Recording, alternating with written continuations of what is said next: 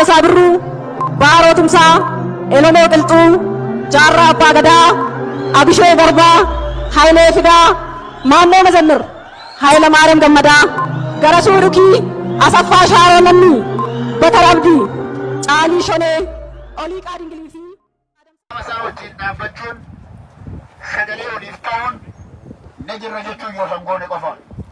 Nuti akka nama biyya namaa keessatti baqatee jiraattutti sagalee uummata keenyaaf ta'uun deeggarsa barbaachisu gara diinagdeetiinis godhuun nurraa waan eegamuudha.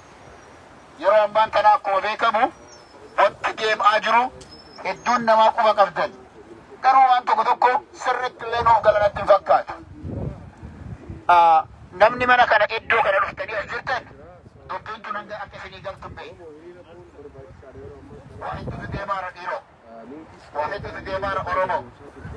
Maatiin hidhamtoota siyaasaa qofaa miti. Akkamiin akka nyaachuu dadhabanii yeroo ammaan kana almost maatiin hidhamtoota siyaasaa illee hanga rasmaatii keessa jiran. Hedduun isaanii miidhamanii jiran. Ji'oota torban darbaniif gadi ba'anii waa dalagatanii hin beekani. Oromoo dubbii warra hidhame qofaa osoo hin taane dubbiin isaan ittiin gaafilee isaan sadeen gaafatan keessaa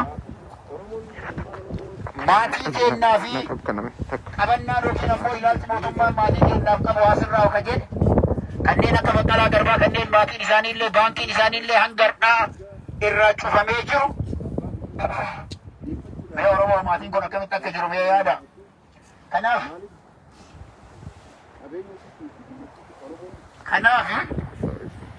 Oromoon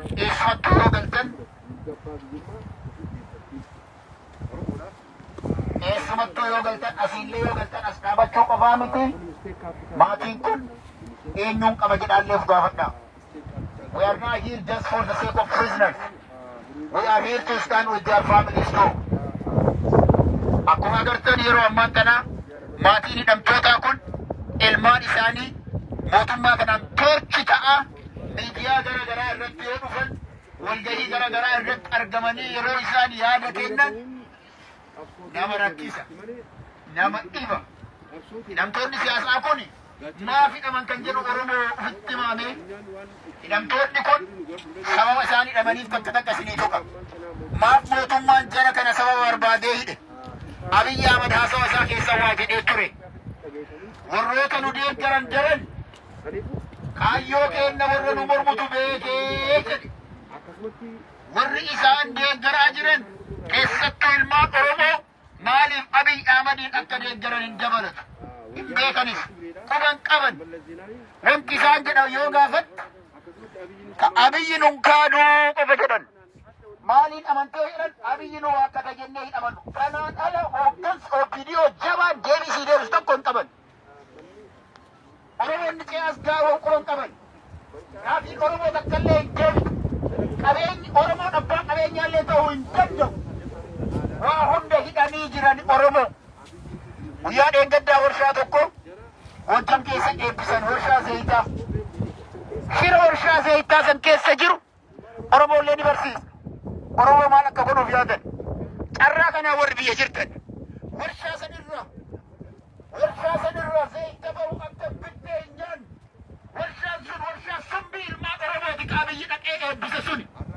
Warshaan sun warshaa baadhessuudhaaf zayita expired ta'e biyya alaa irraa galcheet maqaa isaaniitiin gurguraaran. Achitti ammoo summii sabaaf sablammootaa fi hayyoota Oromoo ficcisiisuudhaaf warshaa zayitaa uummata dhaabbate Oromoo. Isinii haa galtu. Qabeenya Oromoo jarri kun wanti isaan argan gaafiin Oromoo akka hin deebine argan. Har'a ganama maal jedhanii jedhan? Har'a ganama Jawaar Mohammed namoota bira dhaqan bira gaafiin Oromoo takka hin deebinetti namni saree ofii qabullee waa itti darbaa jedhee jedhan. Saree waa itti darbaa jedhan. Waa kennaafii jedhe jedhan. Garuu mootummaan kun Abiy Ahmed bilchiginnaan uummata Oromootiif wantuma hanga saree kennanillee gaafiin Oromoo takkittiin illee hin deebine.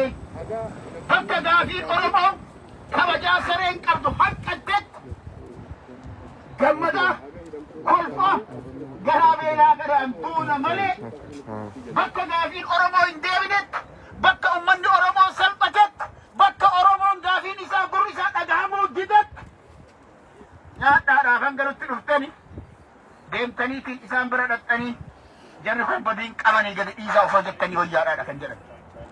Kana ergaan isaanii hayyoonni kuni nama muraasa qofa maqaa dhoofna malee hanga nama 50 oliiti. Warroonni hanga istiraayikii keessa jiran garuu akka fakkeenyaatti kan nuti maqaa yaamnu nama muraasa. Hundi isaaniitu ergaan isaanii tokkoof tokko. Yaa Oromoo, Oromoon qabsoo siyaasaa Oromoo keessatti wanti himamu shiniggaan lafa seenaa jedhamee himama. Hayyoonni Oromoo kun amantiidhaan gargar hin baanu jedhanii yeroo isaan itti dhumatan hoggansa adda bilisummaa Oromoo jechuudha. Hundi isaanii bakka tokkotti tokkummaa Oromoo agarsiisan. Guyyaa dheeratti Oromoon walitti dhufanii sangaa tokko waliin qalanii waliin nyaatan kan biyya keessan keessatti amantiin garaagaraa waliin nyaachuu hin dandeenye tokkummaa Oromoo cimsuudhaaf jecha.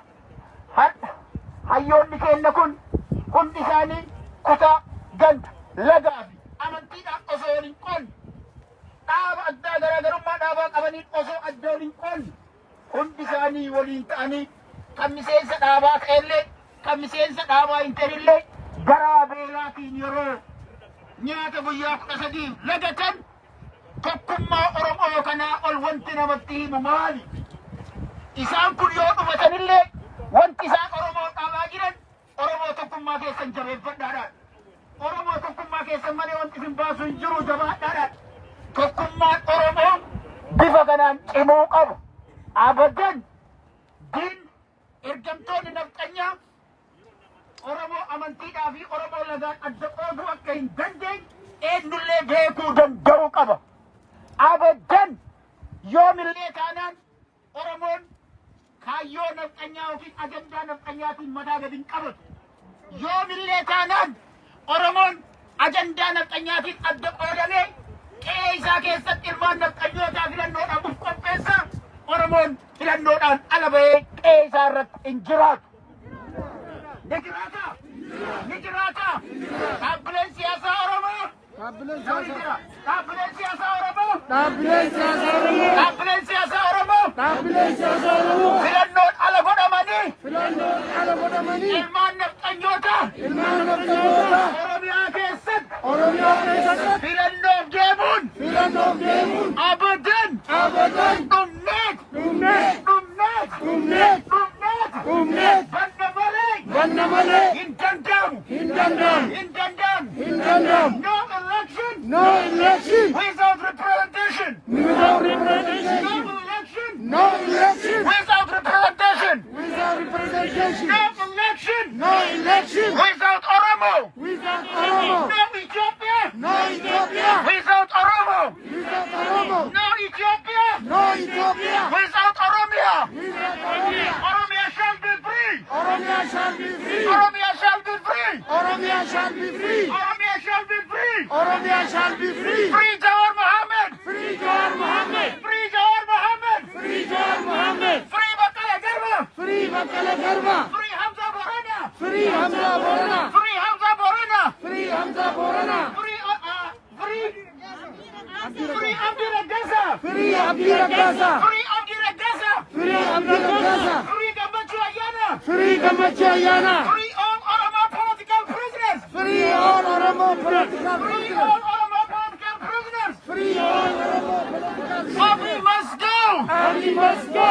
Abiy must go! Abiy must go! Abiy must go! Abiy must go!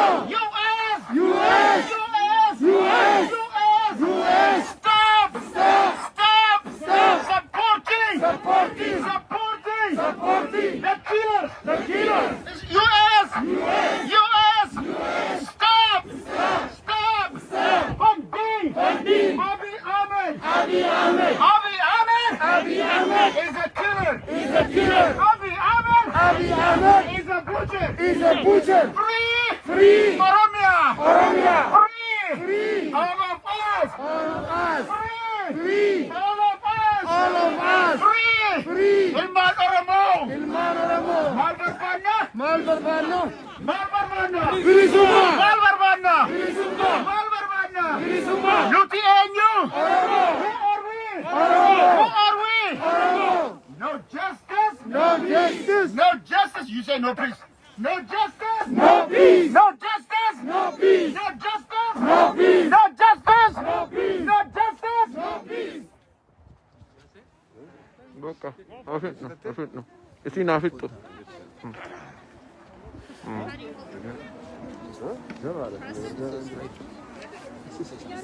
No justice, no peace. No justice. No peace. No justice. No peace. No justice in Oromia. No peace. No justice in Oromia. No peace. No justice in Oromia. No peace. Who are we? What do we want? Justice. What do we want? Justice. Isini kabbanaa'u jira miti. Nu kabbanoofne dhiigni Jawaar yookaan lubbuun Jawaar nu bawwayyaa miti. Nu eenyu. Oromoo. Nu eenyu. Oromoo. Nu eenyu. Oromoo. What do we want? Justice. What do we want? Justice. When? No. When? No.